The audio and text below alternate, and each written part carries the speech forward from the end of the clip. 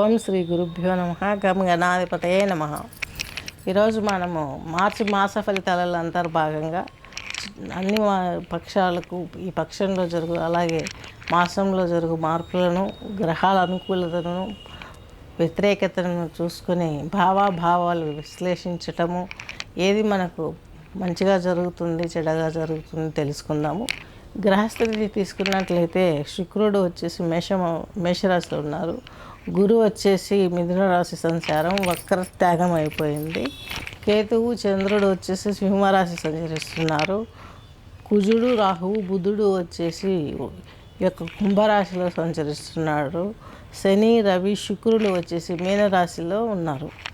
అలాగే ఈ యొక్క మనకు 1వ తేదీ మార్చి మాసమున మీనంలోకి శుక్రుడు వచ్చాడు.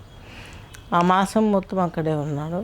అలాగే 14/3/26 మిథునంలో గురువు వక్రత్యాగమయ్యాడు.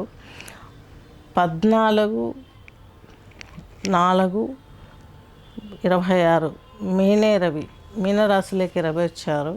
25/3/26 మేషరాశిలోకి శుక్రుడు వచ్చారు. కన్యారాశి కన్యాలగ్నం తీసుకున్నట్లయితే ఉత్తరా నక్షత్రం 3 పాదాలు, అలాగే హస్త నక్షత్రం 4 పాదాలు, చిత్తా నక్షత్రం 2 పాదాలు. కన్యారాశి కన్యాలగ్నం వారికి తీసుకున్నట్లయితే మీకు చతుర్థ సప్తమాధిపతి అయినటువంటి బృహస్పతి మీకు ఈ యొక్క దశమ కేంద్రంలో ఉన్నాడు. చాలా అద్భుతం. 2 కేంద్రాధిపత్యాలు వచ్చి ఇంకో కేంద్రంలో ఉన్నాడు. చాలా అద్భుతంగా ఉంటుంది. మీరు అనుకున్నది రీచ్ అవుతారు. బిజినెస్లో టార్గెట్స్ అన్ని ఫుల్ఫిల్ చేసుకోగలుగుతారు. వ్యక్తిత్వం అనేది మీకు చాలా అంచెలంచెలుగా ఎదిగినట్టు ఏనుగు మాడు మీద కూర్చున్న సింహంలాగా, అంటే అంత గర్జన ఎలా ఉంటుందో అంత స్పష్టమైన అనుకూలత మీకు వస్తుంది. మీ మాటకు ఆ రేంజ్లో వాల్యూ పెరిగిపోతుంది. మీ బిహేవియర్, మీ యాటిట్యూడ్ ఇవన్నీ కూడా మీకు మంచి పేరు తెచ్చిపెట్టడానికి, తద్మూలకంగా కొత్త వ్యక్తులు మీ జీవితంలోకి రావడము, బిజినెస్లు పెరగడం, ఇవన్నీ కూడా కన్యారాశి కన్నా వారికి చాలా స్పష్టంగా గోచరిస్తున్నాయి. మీకు 6వ ఇంట్లో రాహు కుజుడు బుధుడు. రాహు అంటే కొంచెం మీ రాశాధిపతి అని తీసుకుంటున్నాం కదా మనం.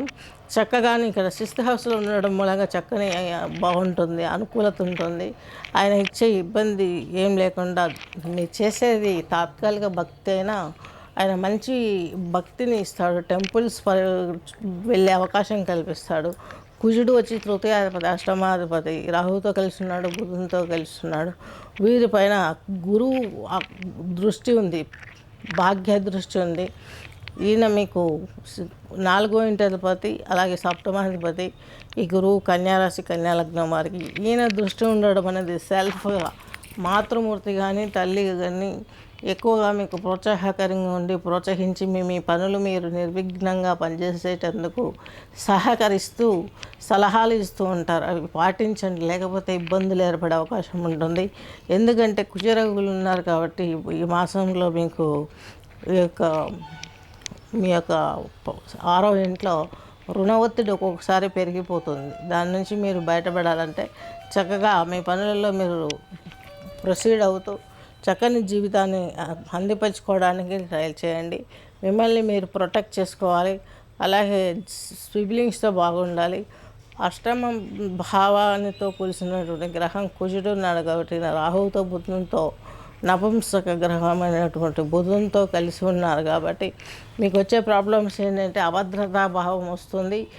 గాజు పెంకులతోటి ఏదో ఇబ్బంది జరిగే అవకాశం ఉంది. చూసి ఏదైనా తొక్కడమో చూడక సెప్టిక్ అవ్వడమో ఇలాంటి అది పెద్దగా ఇదవ్వడమో జరుగుతుంది. కుజుడు కూడాను ఈ యొక్క మనకు ఆటంకాలు, ప్రయాణాల్లో ఆటంకాలు కలగజేస్తాడు. రక్త ప్రదర్శన చూసే అవకాశం ఉంటుంది. బ్లడ్ను మనం చూసే ఇది ఉంటుంది అన్నమాట యాక్సిడెంట్స్ జరిగితే. బుధుడు వచ్చేసి ఈ యొక్క కన్యారాశి కన్యాలగ్నం వారికి ఈయన మీకు దశమ కేంద్రంలో ఉన్నారు. చక్కగా ఉంటుంది.